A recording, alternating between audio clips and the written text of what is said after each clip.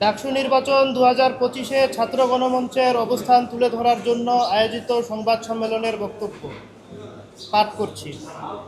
প্রিয় সাংবাদিকবৃন্দ ও উপস্থিত বন্ধুগণ, আজকের সংবাদ সম্মেলনে উপস্থিত হবার জন্য আপনাদের ধন্যবাদ জানিয়ে শুরু করছি।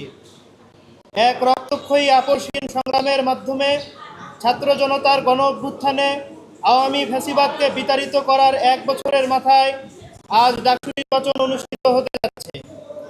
ফ্যাসিবাদ বিরোধী এ গণ অভ্যুত্থানের মূল উদ্দেশ্য ছিল ফ্যাসিবাদ বিলোপ করে ব্যাপক ছাত্র জনতার গণতন্ত্র প্রতিষ্ঠা করা। কিন্তু ছাত্র সংসদ নির্বাচন আয়োজিত হলেও অতীতের মতো এখনো বিশ্ববিদ্যালয়ের শিক্ষার্থীদের হাতে ব্যাপকতর গণতান্ত্রিক ক্ষমতা আনার কোনো উদ্যোগ দেখা যায়নি। বরং তার বিপরীতে অগণতন্ত্র, দলীয়করণ, ফ্যাসিকরণের নানান উদ্যোগ ও প্রবণতা দেখা যাচ্ছে। অথচ শিক্ষার্থী জনতার হাতে ব্যাপকতর ক্ষমতার ভিত্তিতে গণতান্ত্রিক বিশ্ববিদ্যালয় ছাড়া শিক্ষার্থীদের নিজেদের পথে সমস্যা সংকটের সমাধান ও অধিকার প্রতিষ্ঠা করা সম্ভব নয়। সুতরাং ডাকসু নির্বাচনেও কার্যকরভাবে গণতান্ত্রিক বিশ্ববিদ্যালয় প্রতিষ্ঠার বিষয়কেই ব্যাপক শিক্ষার্থীদের পক্ষ থেকে প্রধান মনোযোগের বিষয়ে পরিণত করা আবশ্যক। এই বিবেচনায় ডাকসু নির্বাচন 2025 সামনে রেখে ছাত্র গণমঞ্চের পক্ষ থেকে ঢাকা বিশ্ববিদ্যালয় সহ বিশ্ববিদ্যালয়ের গণতান্ত্রিক সংস্কারের প্রস্তাব আমরা তুলে ধরছি। করের টাকায় পরিচালিত পাবলিক বিশ্ববিদ্যালয়গুলি জাতীয় ও সামাজিক প্রতিষ্ঠান। সত্যিকার অর্থে আমরা কেমন সমাজ গড়ে তুলেছি ও তুলতে চাই, বিশ্ববিদ্যালয়গুলো সে অভিমুখ নির্দেশ করে। তাই সমগ্র সামাজিক রাজনৈতিক বাস্তবতার সাথে বিশ্ববিদ্যালয়ের সংকট ও সমাধানও অবিচ্ছেদ্য। অতএব বিশ্ববিদ্যালয়ের সমস্যাকে কেবল ব্যক্তিগত সুযোগ সুবিধা স্বাচ্ছন্দ্যের মানদণ্ডে বিচার করা ঠিক হবে না।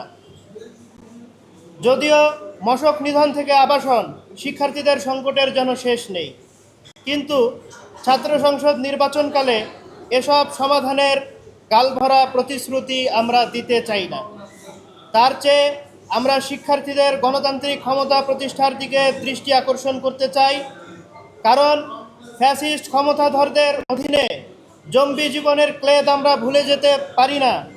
আমরা মনে করি বিশেষ গোষ্ঠীর দলীয়করণ, ফ্যাসিকরণের বিষ প্রতিষেধক হলো শিক্ষার্থীদের হাতে ক্ষমতা। 24 তার এক ঝলক মাত্র। এই ক্ষমতায় স্থায়ী করতে হবে। এই ক্ষমতা থাকলে আমাদের যা কিছু সমস্যা তা আমরা নিজেরাই সহজে সমাধান করতে পারবো, অন্যথায় নয়। ভুলবেন না, সমস্যা সমাধান অনেক দূর, জম্বিদের কোনো অভিপ্রায় থাকতে নেই।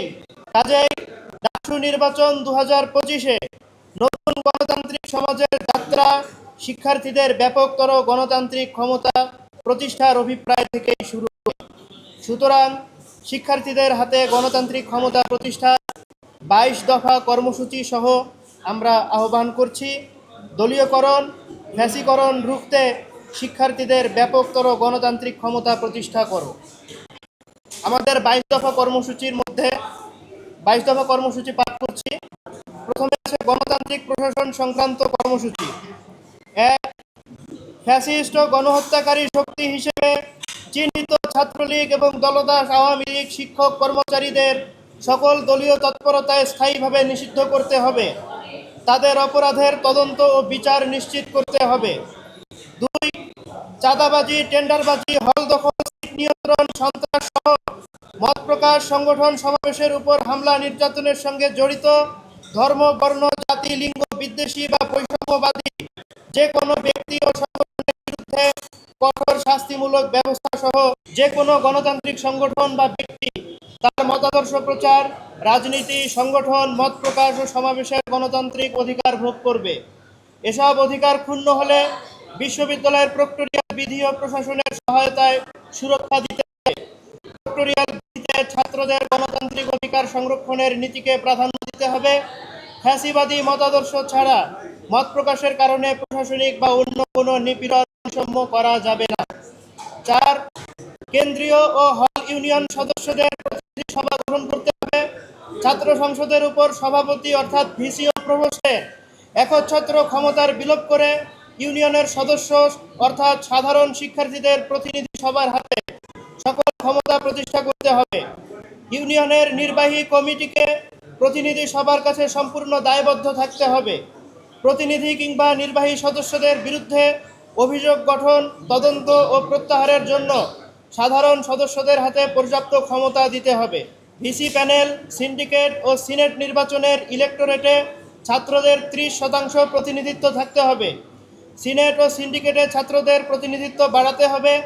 একই সঙ্গে সিনেট ও সিন্ডিকেটে বড় আমলা ও ব্যবসায়ীদের পরিবর্তে শ্রমিক, কৃষক, মধ্যবিত্ত ও অভিভাবক প্রতিনিধিদের অন্তর্ভুক্ত করতে হবে।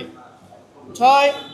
প্রতি বছর ছাত্র সংসদ ও শিক্ষক সমিতির নির্বাচন অবাধ ও সুষ্ঠুভাবে একই নির্ধারিত তারিখে অনুষ্ঠিত হতে হবে। কোনো কারণে তারিখ পরিবর্তনের প্রয়োজন হলে পূর্ববর্তী নির্বাচনী প্যানেলগুলোর সংখ্যাগরিষ্ঠের মতামতের ভিত্তিতে তা করতে হবে। 7.